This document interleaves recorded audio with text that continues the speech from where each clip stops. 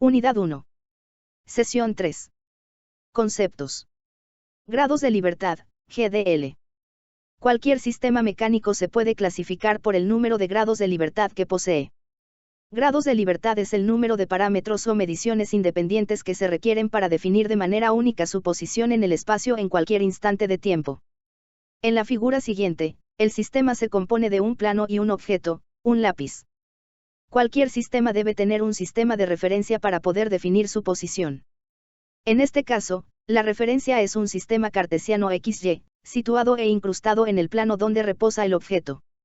Para definir la ubicación del lápiz en el plano, haciendo uso del eje cartesiano, se ubica el inicio del objeto en una coordenada X y una coordenada Y, con respecto al inicio u origen del sistema XY. La dimensión lineal X, su magnitud será independiente de la magnitud de la dimensión lineal Y, por lo que ambas no tendrán influencia una de otra. Cada una de ellas serán tomadas como un grado de libertad, GDL. La dirección del cuerpo del lápiz podrá ser definida por un parámetro angular θ, con la cual se obtiene la posición angular del cuerpo del objeto. Esto se toma como un tercer grado de libertad. El sistema completo se definirá como un sistema de 3 grados de libertad, es decir, 3 parámetros independientes, 2 lineales y 1 angular, X, Y, θ. Cada valor numérico de cada uno de los anteriores parámetros indicará una posición diferente del objeto sobre el plano en el cual descansa. Un cuerpo rígido posado en un plano tiene 3 grados de libertad. 2 lineales en dirección X y dirección Y un movimiento angular θ. Un objeto en el espacio cuenta con 6 grados de libertad, 3 lineales en direcciones X, Y, Z, y 3 angulares en θX, θY, y θZ, tal como se muestra en la figura siguiente. Rotación pura. Tipo de movimiento donde cada partícula del cuerpo rígido describe una trayectoria circular manteniendo un radio de giro constante. La trayectoria la describe en referencia a un punto o un eje de rotación, por ejemplo, la estructura de la rueda de la fortuna. Traslación pura. Se establece este movimiento cuando un cuerpo rígido se mueve durante un cierto intervalo de tiempo en forma que su vector de velocidad angular es cero. Todos los puntos del cuerpo rígido tienen el mismo vector de velocidad lineal. La traslación puede ser rectilínea o curvilínea. La traslación lineal se da cuando cada punto del cuerpo rígido se mueve a lo largo de una trayectoria recta. La traslación curvilínea se establece cuando cada punto del cuerpo rígido se mueve siguiendo una trayectoria curva. Movimiento plano o complejo. Es la combinación simultánea de los movimientos de rotación pura y de traslación pura. Mecanismo. Es un conjunto de cuerpos rígidos y resistentes interconectados entre sí, conectados por medio de articulaciones las cuales forman cadenas cinemáticas. Tienen al menos un eslabón fijo utilizado como referencia y el propósito es la transformación del movimiento. Máquina. Es la combinación de cuerpos rígidos para hacer que las fuerzas mecánicas realicen trabajo acompañadas por movimientos determinados. Los mecanismos se componen de cuerpos rígidos. Cada uno de ellos se denomina eslabones. Los mecanismos se componen de algunos, varios o muchos eslabones y la función de cada uno de ellos varía en función de su ubicación dentro del mecanismo. Aún así, existen ciertos eslabones cuya función o características de movimiento no varían entre los diferentes mecanismos. Entre los principales se encuentran los siguientes. Manivela. Es cualquier eslabón, de cualquier forma que pueda efectuar una revolución completa y que pivotee respecto a un centro, eje o elemento fijo de referencia. Balancín. Es un eslabón que pueda efectuar una rotación oscilatoria, de vaivén, y que pivotee con respecto a un centro, eje o elemento fijo de referencia. Tierra. Elemento tierra es un eslabón que está fijo y se considera sujeto en el espacio con relación al marco de referencia. Los mecanismos o eslabonamientos es la suma de eslabones y pares de unión. Un cuerpo rígido, más, al menos 2 nodos forma un eslabón. A un eslabón con 2 perforaciones susceptibles de unirse con otro se le denomina eslabón binario. A un eslabón con 3 nodos se le conoce como eslabón ternario y a un eslabón con 4 nodos se le denomina eslabón cuaternario. Por lo tanto, su denominación depende de la cantidad de posibles uniones que tenga el eslabón, no con la forma física o geométrica que tenga este. Par cinemático. Conocida también como junta cinemática. Es una conexión entre 2 o más eslabones, en sus nodos, la cual permite algún movimiento potencial entre los eslabones conectados. El movimiento resultante debe ser pronosticable, calculable y por lo tanto formulable en lenguaje matemático.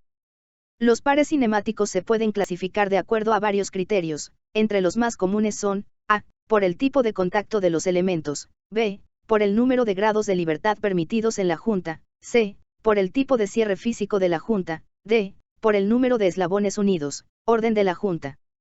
Si el criterio de clasificación es por el tipo de contacto, y la conexión entre dos elementos es de tipo superficial, se clasifica el par como par inferior.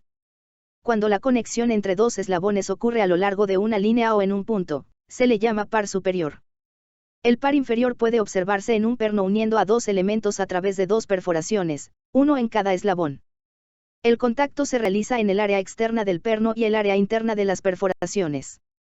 Otro par inferior se observa en las correderas tipo cola de Milano. El par superior ocurre, por ejemplo, entre dos engranes de tipo recto, donde el contacto sucede a través del ancho de los dientes engranados. Mismo tipo de contacto sucede en un mecanismo de leva, como el mostrado en la figura, donde el contacto se realiza entre el seguidor y la leva a través del ancho de la leva. Un contacto de punto, o puntual, sucede en un rodamiento de bolas donde el elemento rodante, una esfera, está en contacto con la pista externa tanto como la interna en un solo punto. En la clasificación de par inferior, los primeros dos tipos de pares a mencionar, son el par revoluta, llamado también par de rotación, y el par prismático. El par de revoluta es aquel que solo permite una rotación relativa de uno de los eslabones respecto de otro. Una forma de representación, es uniendo dos eslabones por medio de un perno. El par de revoluta se establece cuando un eslabón se hace girar con respecto al otro, el cual se define como una referencia que puede ser estática o no. El único movimiento posible es una rotación angular de un primer eslabón con respecto a un segundo eslabón. El par prismático es aquel que solo permite movimiento lineal relativo de traslación de un eslabón con respecto a un segundo eslabón. Tanto el par revoluta como el par prismático, debido a que solo producen un movimiento de salida, se clasificarán como pares de un grado de libertad. Los 6 pares inferiores. Tanto los pares de revoluta, representado por la letra R, así como los pares prismáticos, representados por la letra P, son también pares inferiores. Ambos pares son de vital importancia en el estudio de los movimientos de mecanismos planos. Los otros tipos de pares inferiores son, los de tornillo o helicoidales, H, el cual tiene un grado de libertad porque genera un movimiento lineal en función de un giro proporcionado por el tornillo o, de forma contraria, proporciona un giro del tornillo en función de un movimiento lineal de entrada. Los de tipo cilíndrico, C, el cual se clasifica como un par de 2 grados de libertad porque permite un movimiento lineal simultáneamente con un movimiento de rotación. Los pares esféricos, S, se clasifican como pares de 3 grados de libertad porque permite 3 giros independientes entre sí, cada uno con respecto a un eje de referencia. Los pares inferiores planos, F, se clasifica también como pares de 3 grados de libertad debido a que permite 2 movimientos lineales y un giro, condición que se presenta cuando están unidos los dos elementos entre sí. Los criterios para clasificar los pares de acuerdo al número de movimientos, o número de grados de libertad, GDL, que permite la junta son los siguientes: si la unión permite un solo tipo de movimiento, tal como una rotación de un elemento en referencia a un segundo o una traslación de un primer elemento con respecto a un segundo, se dice que el par es de un solo grado de libertad, lo que permite un solo tipo de movimiento. En los pares con deslizamiento, como el de la figura, se clasifica como pares de 2 grados de libertad porque permite un deslizamiento lineal y un giro del eslabón respecto al plano, siempre y cuando exista contacto entre los dos eslabones. En el par compuesto, debido a la forma geométrica de la conexión, es decir, la ranura, se permite un movimiento angular por la existencia de un perno, pero de manera simultánea se permite también un desplazamiento lineal del perno por la ranura. Existen entonces 2 movimientos simultáneos e independientes, por lo que este par se clasifica como de 2 grados de libertad. En la clasificación de los pares por el número de eslabones, o juntas múltiples, el grado de libertad será el número de eslabones conectados en la junta, menos 1. Si el par tiene en conexión 2 eslabones, su grado de libertad será igual a 1. Si el par tiene 3 eslabones unidos, el valor del grado de libertad será de 3 menos 1, igual a 2. Esto se visualiza si se numeran los eslabones con el número 1, 2, y 3. Si se define al eslabón 1 como el eslabón de referencia, entonces se requiere un primer par para unir al eslabón 1 con el eslabón 2, luego, se requiere un segundo par para unir al eslabón 1 con el eslabón 3.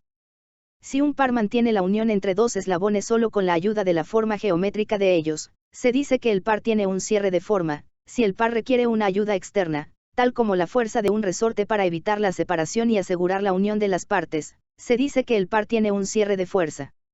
Cadena cinemática. Se define como un ensamble de eslabones y pares interconectados de modo que produzcan un movimiento de salida controlado, en respuesta a un movimiento de entrada suministrado. Una cadena cinemática abierta es aquella donde el último eslabón no tiene conexión con algún otro eslabón. La cadena cinemática cerrada no tiene nodos abiertos, es decir, cada eslabón se conecta con algún otro nodo de un siguiente eslabón. Un robot industrial es un ejemplo de una cadena cinemática abierta.